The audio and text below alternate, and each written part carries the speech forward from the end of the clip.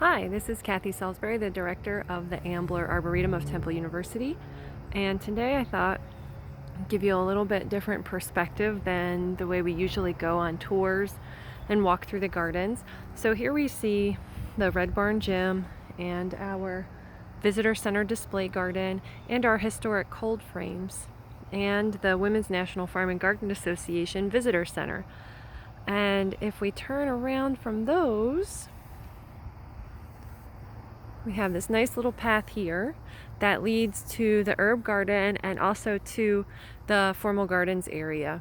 So I thought we'd just kind of walk through here today.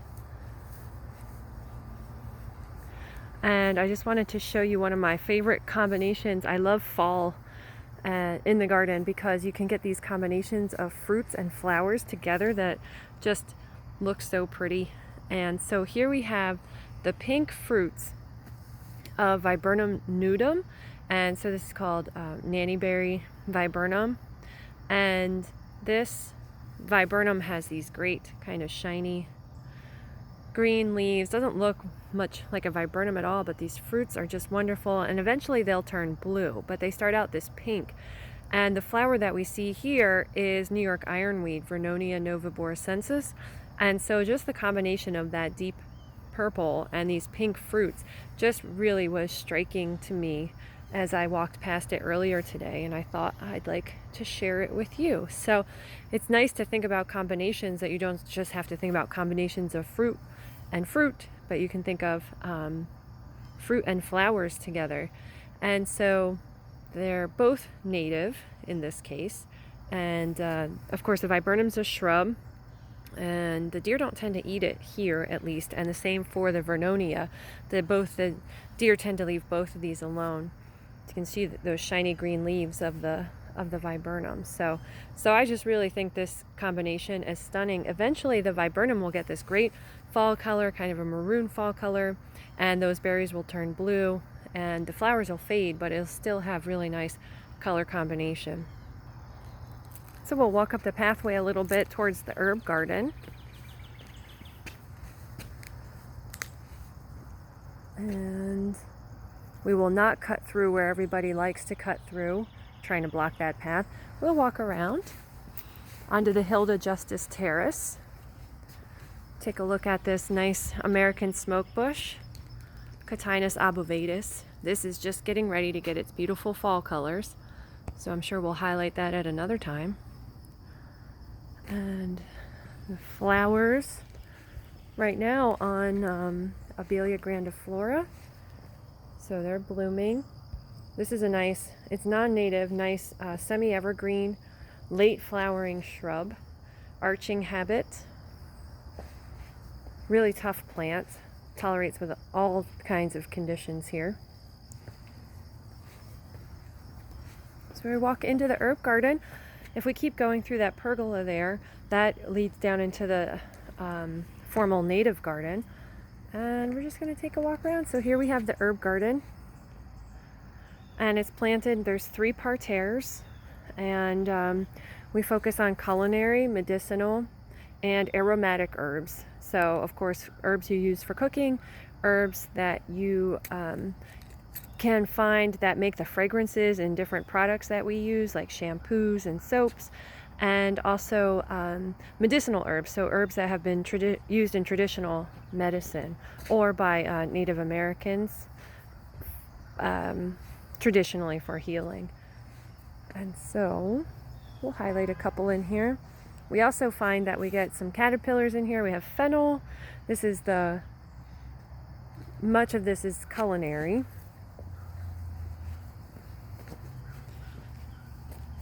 And so we have, of course, some basil here you're familiar with.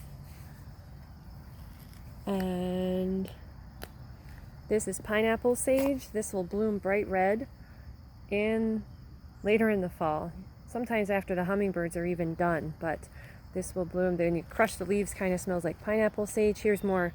This is Salvia officinalis, the just traditional culinary sage that you might use around Thanksgiving or something like that.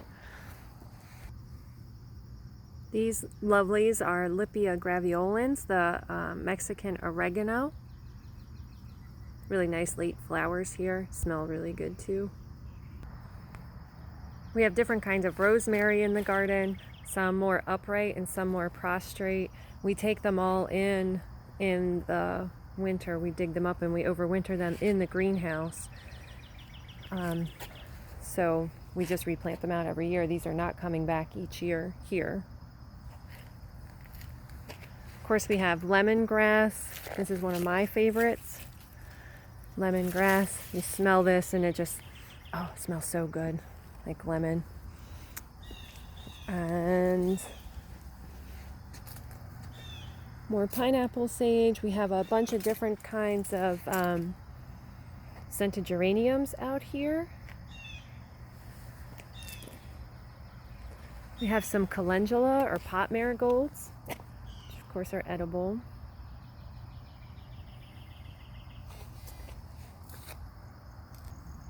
This plant, believe it or not, is patchouli, and if you crush the leaves you will smell patchouli. And notice no insects or anything are really bothering this. You might think that if something smells like patchouli it keeps everything away, but some people might beg to differ. But this is what the patchouli plant looks like. This is in the aromatic garden.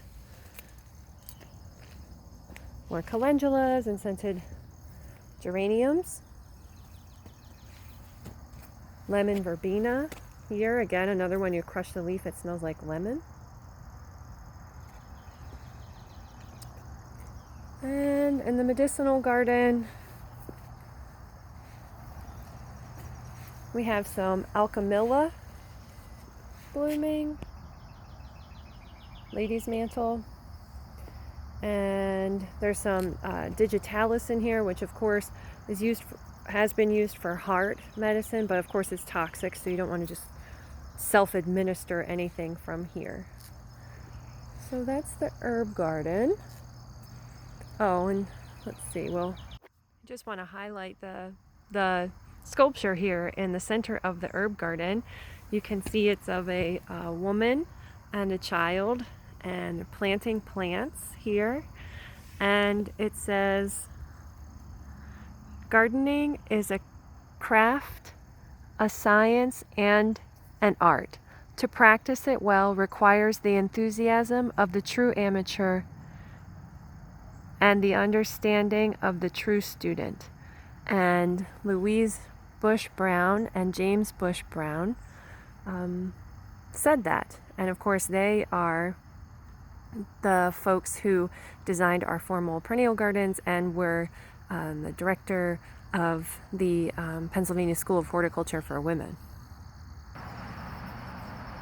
While we're out walking around in the gardens today, I just thought I'd highlight a couple of other things that are interesting, beautiful right now. So this is Seven Suns tree, Heptacodium myconoides, and it is flowering now. It's a late flower.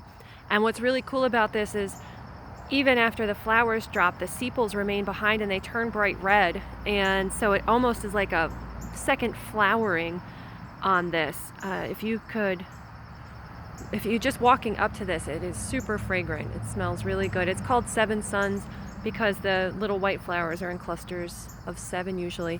As you can see, the bees really like this, and it tends to get lots of bee visitors, especially on warmer days, especially because it's a late blooming. It's a source of late season pollen and nectar. But so this is Heptacodium myconoides. You can see here just how it's flowering. Really nice display. And I'm going to end with one more color combination this fall that I really like.